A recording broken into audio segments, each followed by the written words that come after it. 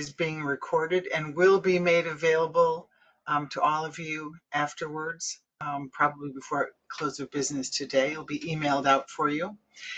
Welcome again to this morning's webinar. We're very excited to see so many people registered and attending this webinar where it's a pretty hot topic, and we are very excited to be here and have Mason with us. For those of you who know Mason, he is an expert in the field and just an all-around fun, good guy. So we're happy to have him here. Everybody's seeing my screen, I believe. So let's go ahead and get started.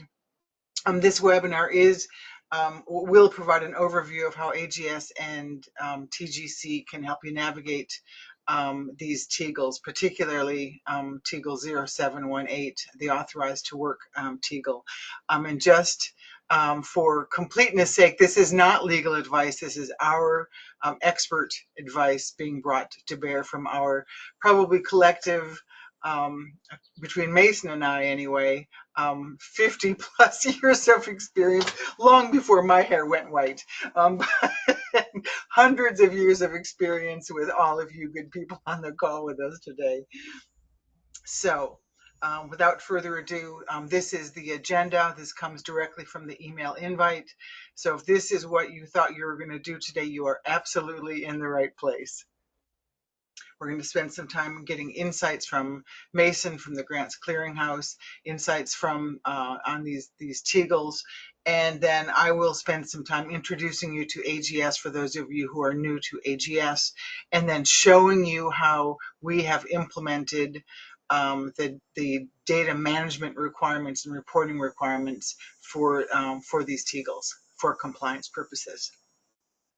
This is roughly a 40-minute webinar. So again, my name is Susan Harden. I'm the Vice President of Sales and Marketing here at AGS. Mason, if you'd like to introduce yourself. Hello everybody, Mason Bishop with the Grants Clearinghouse and WorkED Consulting, and it's great to see everybody today. So Mason, the floor is really yours. I'm going to turn it over to you now. I'll drive and go for it. Okay, a couple quick announcements before we get into the meat of the presentation. For those of you who have not worked with me, just quick introduction. I have a consulting company that I've owned for 15 years called WorkED Consulting. A couple years ago, launched a new product called the Grants Clearinghouse because we had seen and were being requested and asked to help with the full grants lifecycle, and I really felt like there was a lack of comprehensive assistance to individuals when it comes to resource development and federal and state and philanthropic grants work. And so we call it our Prepare, Win, Perform model.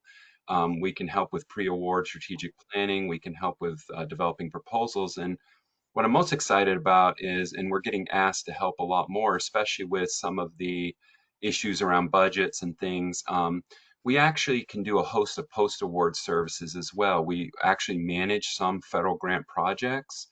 We do training, do program evaluations and the like. So we have a lot of services, and we look at this from a very comprehensive perspective with regard to the topic we're going to be talking about. Next slide is, we're excited to announce that we have a virtual Grant Manager 101 course on our website, the Grants Clearinghouse, but we're excited to announce that we are going to start a live Grant Manager 101 course starting in September. 2 of my team members are going to be hosting this. We are discounting this. Our normal price for Grant Manager 101 is $500. We're going to discount this to $300 for those who are interested. We have a link to Smartsheet registration form, and the first 12 that sign up will be part of our first cohort in September and October. Even if you are interested in participating in Grant Manager 101 Live, sign up, and you can also have the option of being put either on a wait list or participating at a future Grant Manager 101 um, cohort. But we're excited to announce that we're going to be doing this. And our approach to Grant Manager is essentially my take on this is that so many people win grants, organizations do, and they either hire somebody or assign somebody the position of project director of the project and are provided no technical assistance or support. I was on a call last week with the Department of Labor where they were talking about financial management policies and who can help and make sure that we have the internal controls and correct policies. And Department of Labor basically said, yeah, you're kind of on your own. We have a database of about 50 policy templates. We help with subrecipient monitoring and the like, and you'll learn all about this as part of Grant Manager 101. So I think the link is going to be put in the chat, I believe, as well. And so It's there. feel free to go in and sign up for that.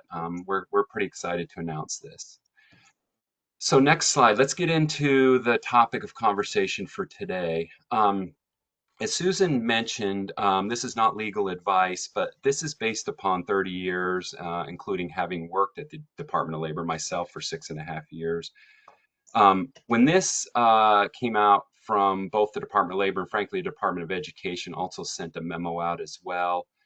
We immediately started working. I called up Susan and said, hey, I'm working on some projects right now where we're using AGS. I think that this is going to be an issue that a lot of folks are going to see and kind of wonder about how do we deal with this. I know and would assume that your organizations are probably having larger conversations, especially if you're an educational organization or a workforce development organization. You're probably having conversation about how do we holistically address this across a number of projects. But assuming that that may or may not be true, for those of you who are actually working on a particular Department of Labor grant project, we also wanted to provide you with the opportunity and support of how do you ensure that you're compliant with this new requirement.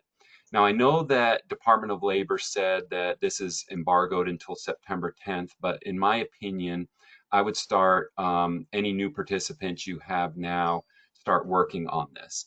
So again, just to give you the background on what the guidance basically said, and I actually was involved in Utah in welfare reform back in the 1990s, so I feel like I've gone full cycle in my career on this stuff. But in 1996, the Personal Responsibility Work Opportunity Reconciliation Act, that's what created the TANF program, Temporary Assistance for Needy Families, and reformed welfare federally, what was called welfare reform at the time, had this requirement that those receiving federal public benefits had to be authorized to work in the United States.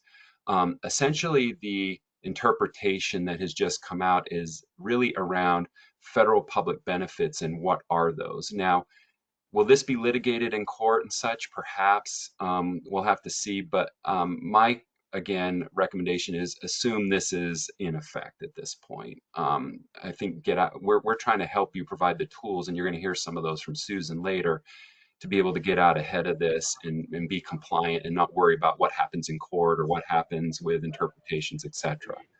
But essentially, the guidance really has come out from the Department of Education and Department of Labor that your participants of federal that are receiving federal public benefits.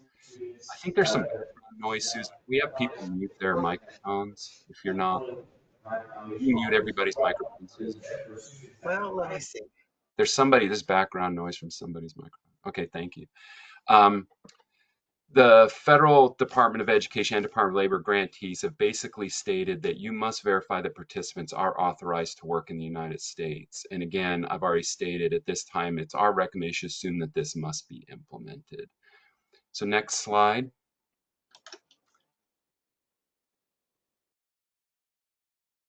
So this is really our view.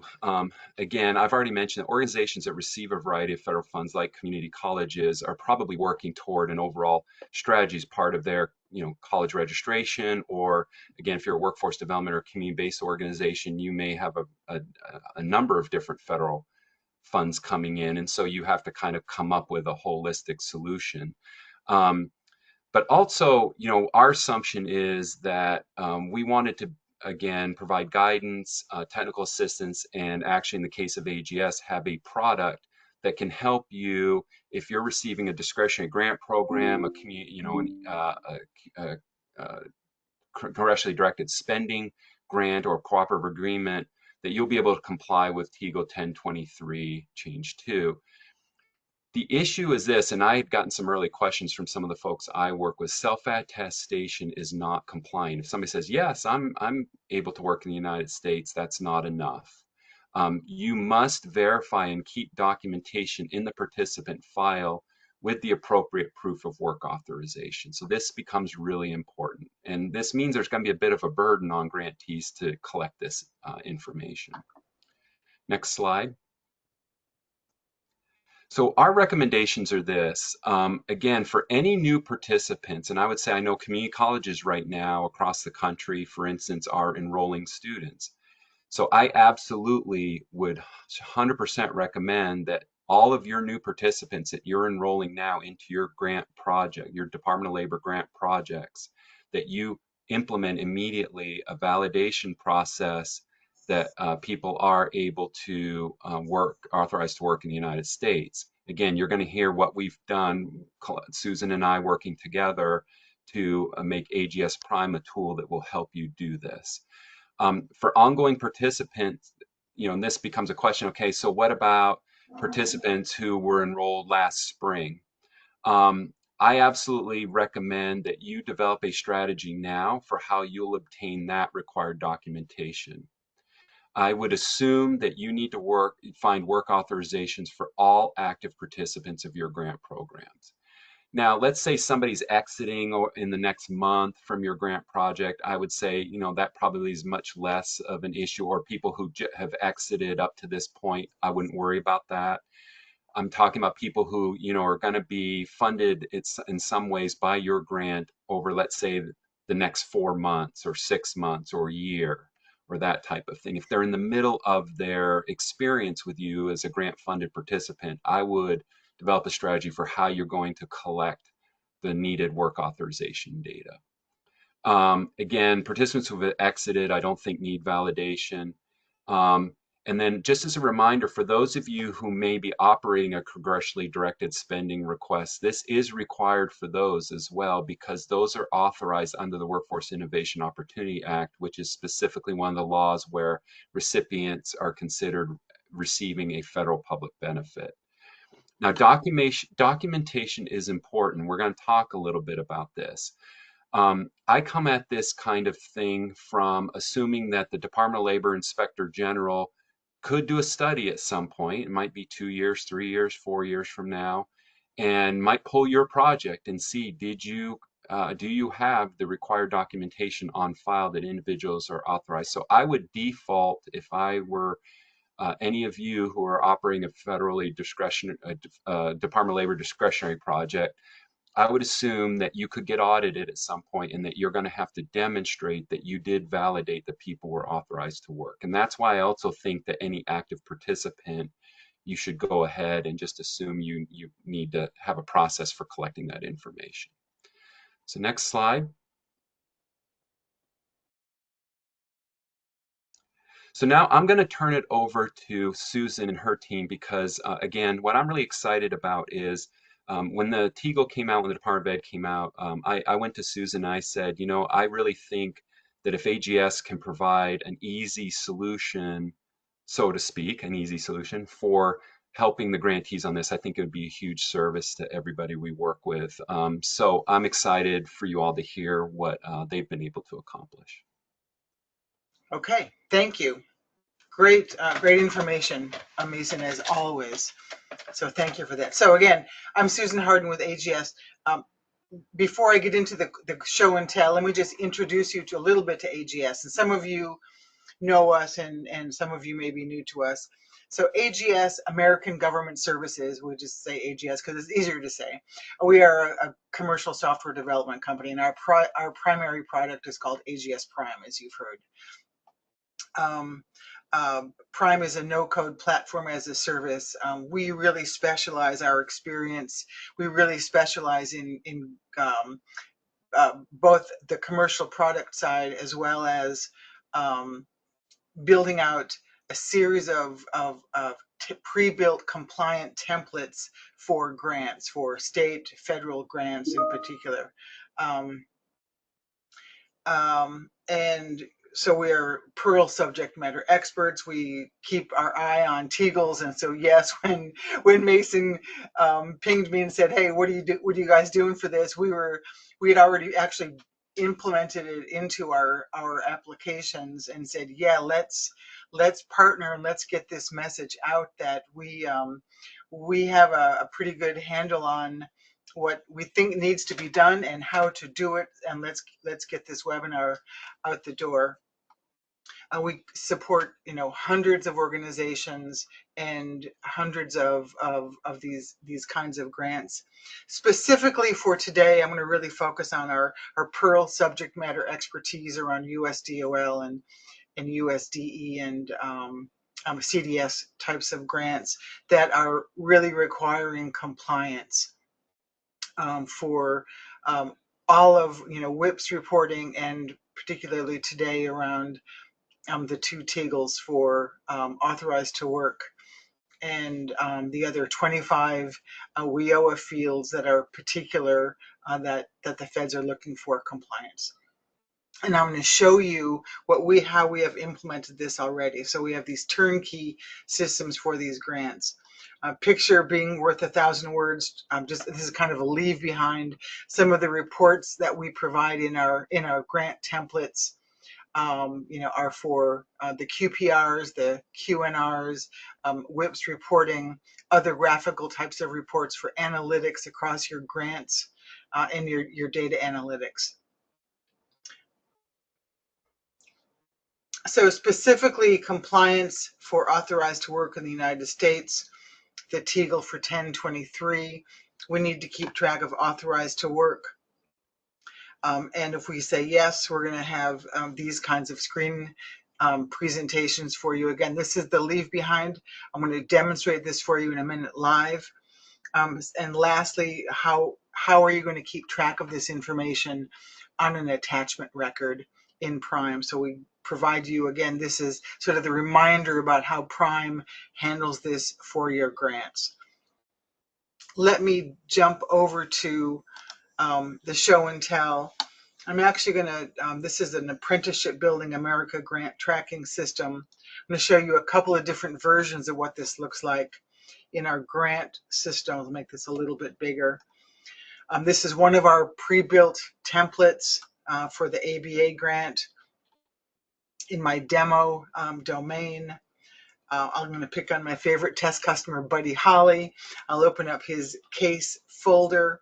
So what we have done on this participant profile, if you're familiar with federal reporting, you know that there's a whole host of fields that are required for demographics. We have added this authorized to work field on this form with the yes, no options, and in the help text have included for your staff users who may not be intimately familiar with an I-9 form, right?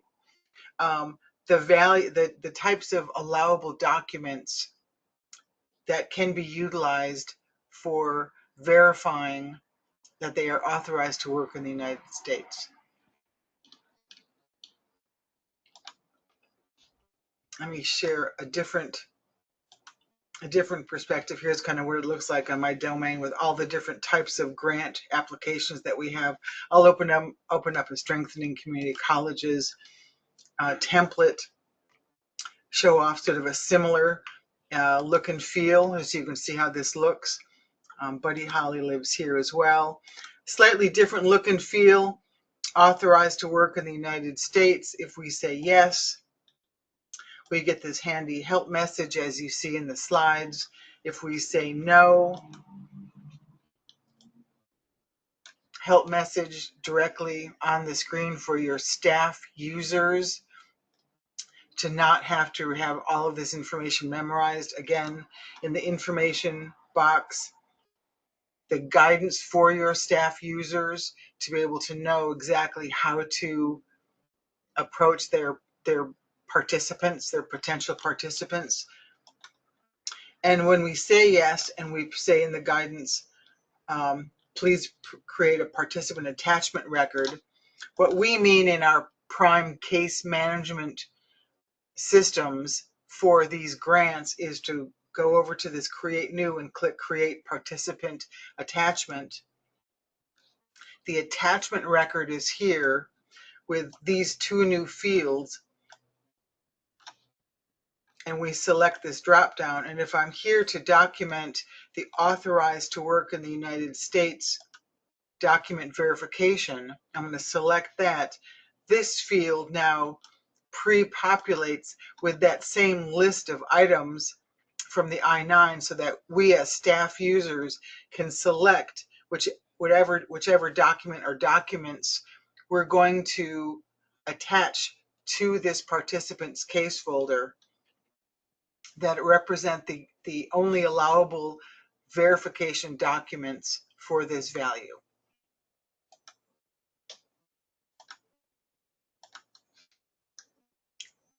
Questions about any of that? How are we managing this data?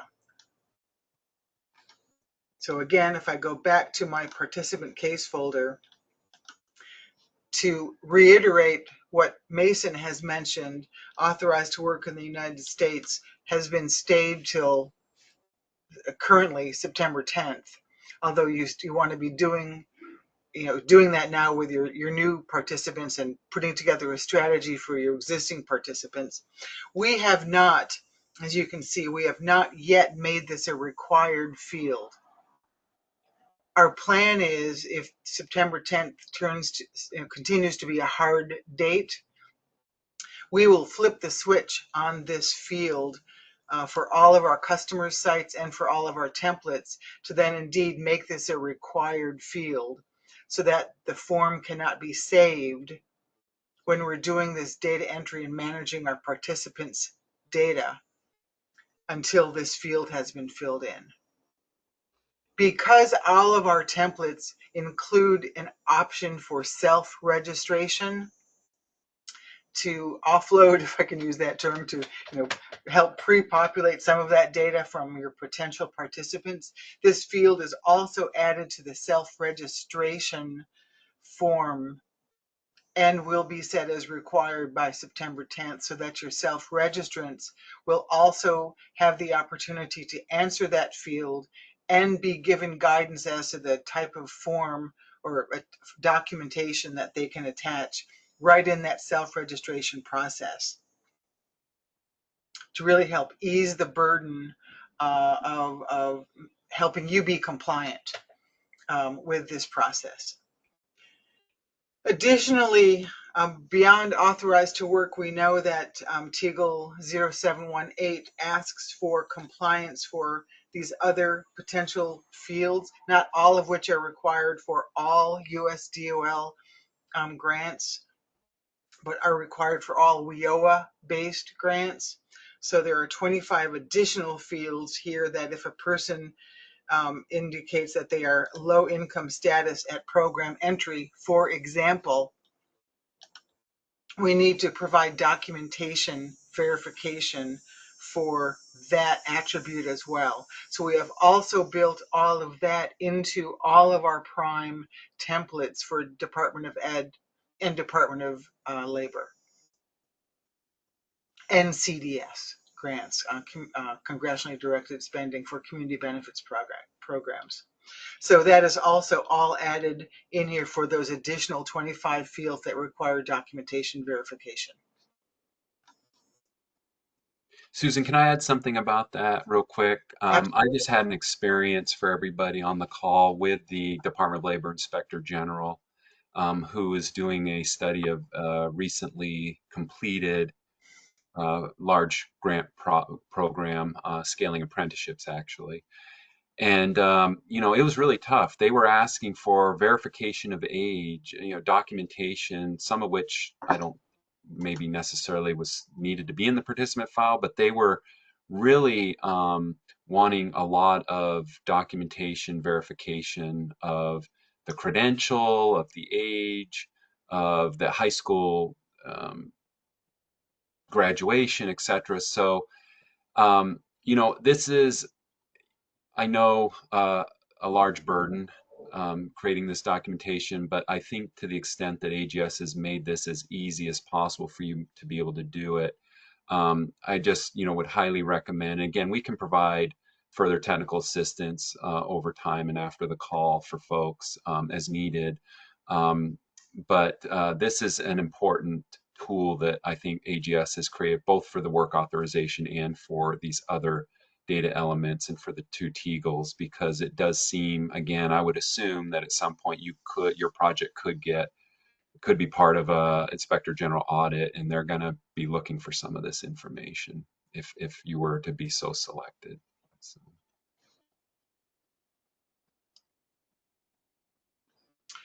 I'm going to go ahead and swizzle back to our slide deck. And again, the couple of slides, these screen captures that are provided in your handout, and which, by the way, is available from the GoToTraining control panel as a PDF, and it may also be being emailed out automatically after the end of the session today. But these are really here as just reminders as to what you saw here in this demo. So let's just go here. So that really concludes, I think, the meat of today's session in terms of what I think both Mason and I had in our slide deck. We really want to open up the floor, and we've given plenty of time for Q&A and discussion. And if you'd like to put your questions into chat, or unmute yourself to ask a question. Either approach is fine with us. And we do have our contact information here for both Mason and myself. And I know Mason has said they can absolutely help with all the wonderful things that TGC does. And if you're interested in taking a look at any of our pre-built templates or how we help support grantees, even proposal sample text as you're looking at writing proposals for new projects, just let me know. Here's my contact information. So we do have a couple of hands raised. Sherry, you had a question. You had your hand raised. Go ahead. Sherry Williams.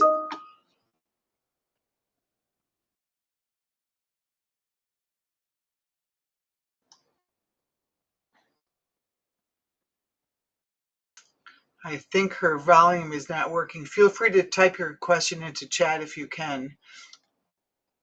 Lisa, you had your hand raised. We'll just go down the list here and sort of in order, if that's okay. Lisa Welther. Hi. Yes. Hi, Susan. Good morning. Hi. Can you hear me okay? Because sometimes I have sound issues too with some of the platforms. You can hear me? Yes, we can hear you Okay. great. Thank you. Excellent. Excellent. Well, great information. Thank you so much. And as an AGS Prime user, I know that you're very responsive, to meeting our needs in terms of what we need to put in. I basically just have two questions. They're kind of broad questions, not sure how much you can answer today, but one of them would be memory capacity. If we're going to be uploading attachments into the system, is there any concern for how big of a file, especially if you're scanning documents Hmm. to have them in a repository? Is there a data limitation? One question. Second question is security, because some of these documents, as we know, are pretty sensitive. And I know that, as you know, here at Palm Beach State College, we've done a lot of consultation with our IT department, and they have certain standards. So those are my two questions.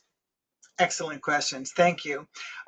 First question, limits.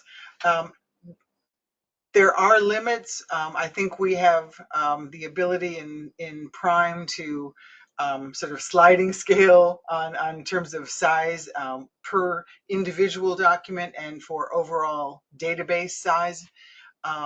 We have only one time in our 25-year history hit a limit where we needed to go back to a customer and say, we've hit a limit. We're going to go ahead and increase your size. And so we haven't really run into that problem. We have lots of capacity to, as sort of bleeding into the other question, all of our customers are hosted on Amazon Web Services or AWS. And security is a big question, broad question with lots of details, um, some of which I may not be completely prepared to answer all of those details, but let me give it a shot. And if anybody has specific questions that I can't answer because it's just not in, I'm not on the technical team here, shoot me an email afterwards and I can get individual questions asked and answered from our CTO or our tech team for sure. So all of our customers are hosted on AWS. That brings the depth and breadth of security and um, um, and everything that AWS brings to bear. Our contract with AWS is such that all of the data stays within the US. So there's no OUS, out of US, um, data movement that occurs. All of our customers have their own dedicated virtual IP address, so their own dedicated virtual database server, that is to say. So there's no commingling of data across all of our customers. Um, Within each of our databases, we have organization level security baked in, so data between organizations is not visible except for the application administrators, Lisa, that as you know. We have our security infrastructure is internally SOC 1 and soon to be SOC 2 compliant for those of you on the call who are more in depth on the IT side. And the domains themselves for our customers who have domain access also completely locked down based on security roles. Our customers have the ability to manage security credentials in terms of sophistication and size of all of that. So kind of a broad brushstroke across security. Thank you. Thank you. Kim Saverson had raised her hand next, then we'll get to some of the chat questions. Yes, thanks. I don't know if this webinar is meant to actually help understand the requirements, because my concern is every student that enters into our health professions programs is going to be touched by the equipment and stuff that we purchase with this grant. So how do we get this documentation when it's not a matter of a piece of documentation that we get from every student that enters the college? I mean, I can understand for apprenticeships and things like that, you're working with a small number of students and you are putting these particular students into the workforce. But our grant is basically helping equipment into a classroom that could touch almost potentially every student that enters this college. So we have to get this documentation from every student? No. So you have a Department of Labor grant project that has purchased equipment that is it a Strengthen Community College grant? Correct, yes. Okay. So the good news I would say about that is Strengthen Community Colleges is seen as a somewhat unique grant project where you're able to quote unquote build the capacity at the college level that is that Strengthen Community Colleges sort of distinguishes, separate from other DOL grant programs, the notion that if you've received a grant funded service, you are a participant. That is not really how strengthening operates. It's a little bit more nuanced, where you're able to increase the capacity overall of the ability of the instructional or whatever capacity using Strengthen Community College funds without necessarily having everybody who benefits from that grant funded, in your case, equipment, necessarily being deemed a participant. So I would argue that your defined participants are who you need to get work authorization from. So just because a particular student may benefit from utilizing equipment in a course he or she takes that was funded through Strength and Community College funds, that isn't what distinguishes that individual as a grant participant under the Strength and Community Colleges program. So I would argue that the participants who you are defining, you are entering, doing intake and entering them as a participant and exiting them and tracking them and reporting on them, those are the individuals that you need to have work authorization. Yeah, thank you. Does that help? A little bit, not much. It's still a large pool. Thanks. Well, yeah, Understood. yeah. I think it's direct. It's direct services funding if you're providing. Well, no, it's no. So I just want to be clear because strengthening does not work the way every other Department of Labor grant program works. They very clearly in strengthening. I've got strengthening programs I'm working with that, for instance, have using funds to create a CRM system for the entire community college. And that's, that would mean that every single business or whatever would be, and that's not what they're having to track. So, it is, the TACT grants, for those of you who know those and others, yes, it was defined as if you've received a grant funded service. The TACT grants were particular about that. If you received a grant funded service, you were to be considered a participant. I've seen many instances where DOL has clarified under strengthening that receiving a direct funded service is not the definition of who a participant is in strengthening.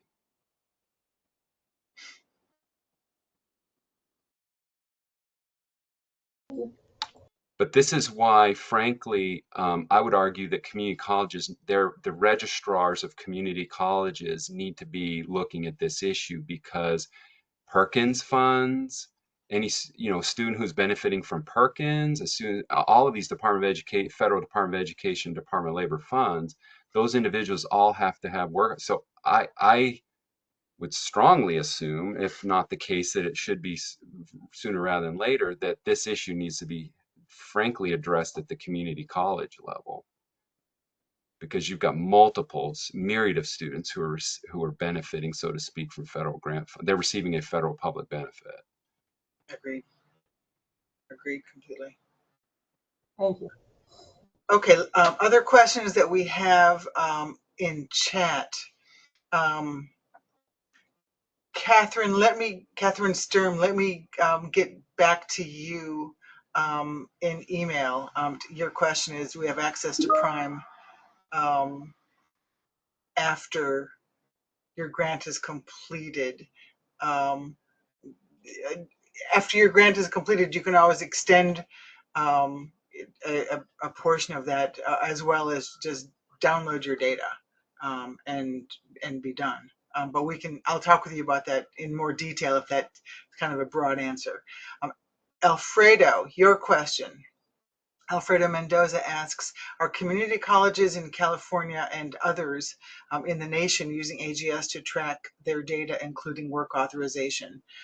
Yes, we work with community colleges all across the country to manage a variety of different federal grants, and they are using AGS to track their Pearl data for WIPs uploading, as well as to include the work authorization. Um, let's see. I'm just reading the questions here. Feel free to raise hands or keep putting in chat questions. Question. Um, the I-9 documentation. What is considered a driver's license? Wow. Um, I can answer that. okay, great. It's going to need to be a real ID driver's license. Yeah, a non-real ID driver's license, I don't believe counts as validated because those who are not authorized to work in the United States in certain states can receive driver's licenses. So it's going to have to be a real ID. And having gotten my real ID Virginia driver's license, I know you have to show documentation that you are a citizen or have legal presence in the United States. So that's why a real ID will probably, it will count, but not a non-real ID driver's license will not. Okay. Again, not legal advice, But just sounds kind like of a pretty good idea. the way it works. Let's see. Pamela Mendoza, if participants complete the I-9, do we also need to verify the data entered in the form? Can I verify? Let me distinguish something. You do not need to complete the I-9. You actually don't complete the I-9 to do this process. The I-9 is only what provides you the list of documents that you can use. And so basically you only need to have one of those the only requirement for DOL in the TEGL is they specifically say you do not fill out the I-9. That is not what makes you compliant with this. Here, use the I-9 to give you the list of documents, and that's what Susan showed you, is the list of different options you have. So let's use me as an example. If I came into one of your projects and I said, hey, I'm a participant now, I could show you my social security. I am a citizen, so I could show you my social security card. I could show you my passport. I only need one of those documents. You take my social security card, you scan it, you upload it into AGS Prime in that participant attachment form, you're done. That's all you have to do. You're not filling out any forms. You're literally just taking one of those documents on that list and uploading it as your validation document that I'm authorized to work in the US. So you're not filling out forms, you're not doing all of that. And that's one of the reasons I wanted to get with Susan and see what she was doing with regard to creating this, because we tried to make this as easy as possible for folks. So literally you're doing that checkbox yes, you're uploading whatever document you've scanned in or been able to validate. It's sitting there in the participant file. You're now done. You're compliant with the requirement. Okay. Thank you for that clarification. I think that helps answer a couple of other questions that have come in. Would FAFSA act as a proxy to work authorization for citizenship requirements? That's a great question. Probably, but I think that's where Department of Ed's going to have to provide further guidance on that. I'm not sure that they've really clarified how the FAFSA process is going to incorporate their new requirement on this. So I think that's to be determined.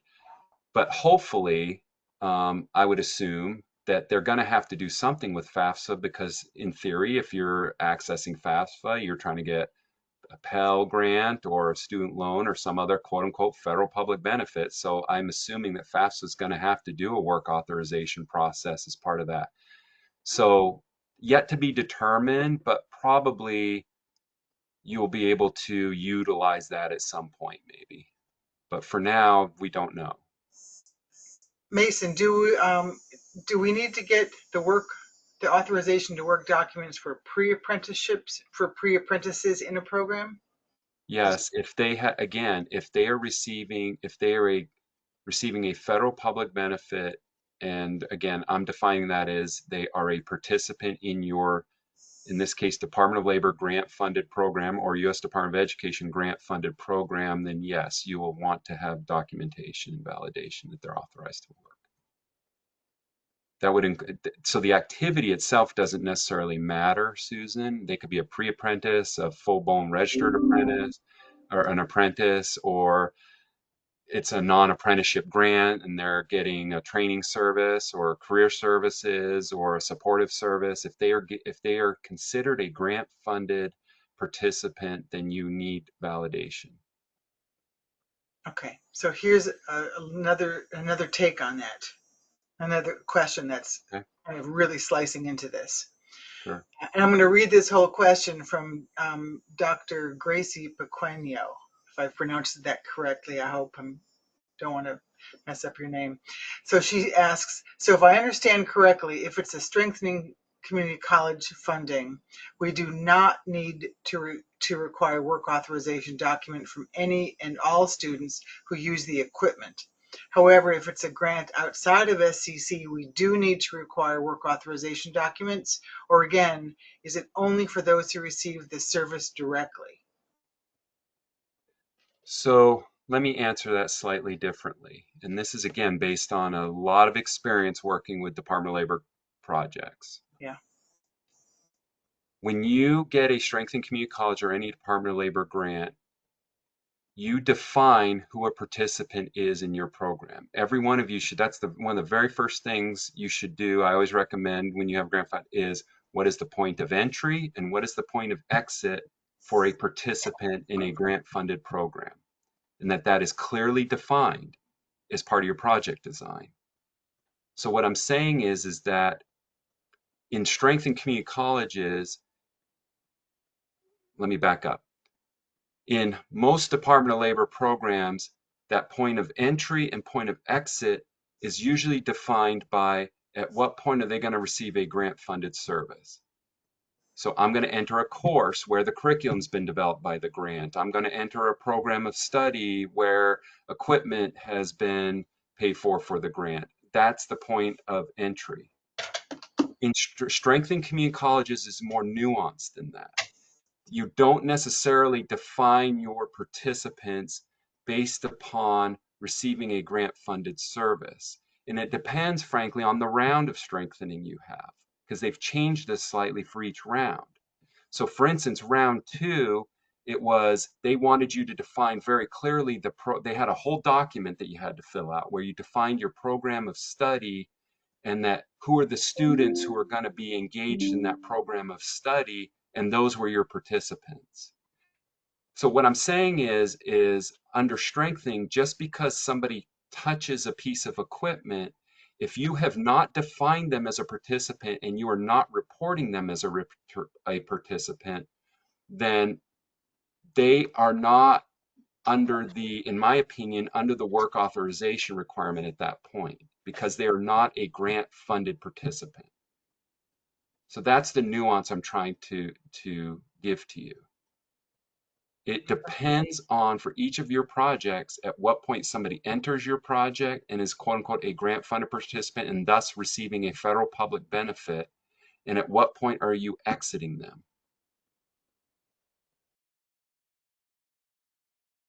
What I would say sort of generally for those that are asking about the equipment, I would argue that if I'm not a participant, let's say I am a nursing student and you bought a piece of equipment for a course that is focused on rad tech, and I'm a nursing student, I just so happen in my course of study to touch that rad tech equipment as part of one of my course. I got trained on it, as part of my nursing study. What I'm telling you is I would not define that as having received a federal public benefit, because they are in a different program of study. They are not a participant of the rad tech program that you're funding. But if you have a rad tech student who you have entered as a participant, you're reporting quarterly on under your QPR to DOL, that person I would define as receiving that public benefit, and then you are needing work authorization. It's all, I would tie it to who are you defining as participants and who are you reporting on in your QPR. And every single one of those individuals you're reporting in your QPR, you should have a work authorization for those individuals. They are receiving a federal public benefit under your discretionary grant. That's how I would think about it. I love that definition. That is very clear. Now, there's one other question that's come in that I want to get to before we need to wrap up, just from a time perspective. Question is, when running the next quarter's WIPS report, which is going to be due, I think, November 15th. November 15th, right? Will we receive errors for those participants who do not have the question answered or documentation uploaded? That is an excellent question. Mason, if you have any other insight, please feel free. Let me just say this. I have not yet seen where the authorized to work in the United States yes, no field has been added to the Pearl. Therefore, it is not currently known to be a WIPS reportable field. So as of now, Sherry and anybody else who's thinking about that question, it's a great question. We are keeping our eye on that as well. There is no additional information about that, and there's currently no requirement for that as a WIPS field. So no, you should not receive an error.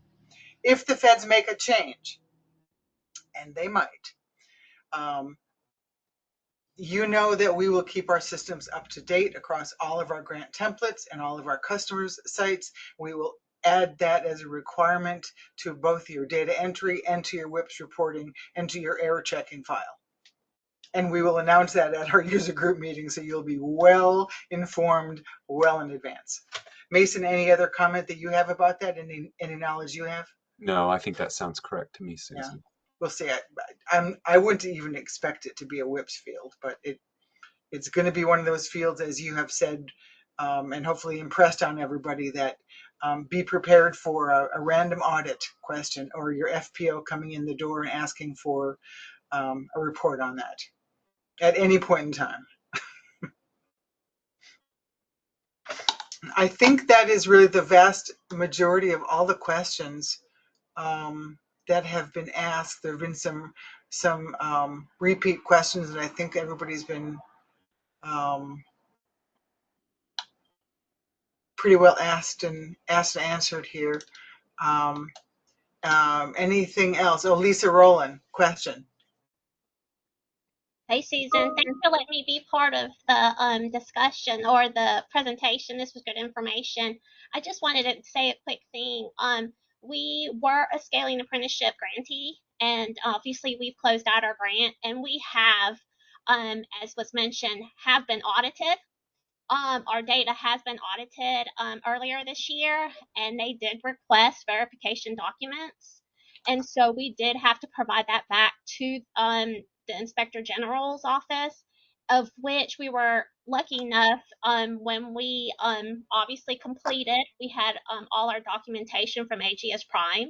So we were able to go back into our files that we had obviously exported, and you guys provided to us all our backup docs. So we had copies of our certificates that were uploaded and our intake forms. So we did have access, and it made it uh, easy for us to go back and provide the data elements that they had requested from us on the subset group that was selected for audit. So I just wanted to mention that it was not a difficult process on our end to access our data that you guys had provided to us. Awesome.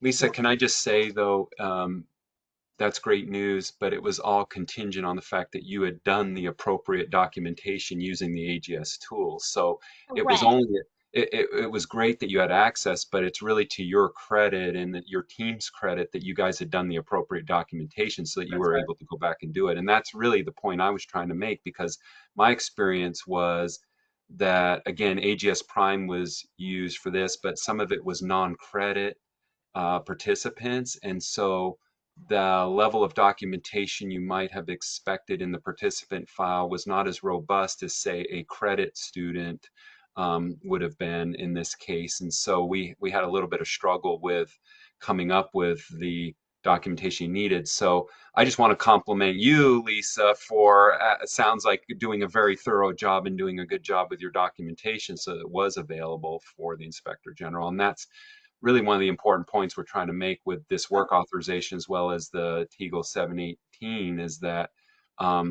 this kind of required documentation is now required or soon to be required in the case of the authorized to work, assuming the September 10th date stays firm. And so, again, our whole goal of doing this was to try to provide some out in front, ahead of time tools and information to help you in your strategic planning and thinking about how you're going to comply with these requirements. So There's last question that we'll get to, and then we're going to have to wrap this up. But again, just as a reminder, this is still being recorded. All the QA is being recorded and will be emailed off later today to everybody. The last question is: we have a work grant, or we have work grants, nonprofit as a direct recipient. We have subrecipients that collect all of the documentation. As long as they can prove that they have the documentation, do we need to address it as the direct recipient? Great question. It's one of my favorite things. Yes, you are responsible under your subrecipient monitoring requirements. So the non-federal entity who is the direct awardee is responsible on OMB uniform guidance of monitoring the subrecipients the same way Department of Labor monitors you as the prime awardee. And so as one of your subrecipient monitoring requirements, you're going to need to make sure that they have the documentation on file of authorized to work in the United States. So it is your responsibility under subrecipient monitoring requirements to ensure that they're doing the right documentation, just like Department of Labor's got to make sure you're doing it. Fabulous. Thank you. We will review the chat that's come in. If we didn't get something answered today, we will respond to that question to you directly since we have all of your emails. But I think we've covered nearly everything, if not everything. So thank you very much. Thank you, Mason, for your time and your expertise. Yes. And one more pitch, if you're interested in Grant Manager 101 live webinar sessions with technical assistance, feel free to please sign up. So we'd love to be helpful. Absolutely. Okay, everybody, thank you very much. Reach out to us. We'd love to work with you. We'd love to help you. And Thank you. congrats on all the good work that you all do. And take care. Have a great day. Bye-bye.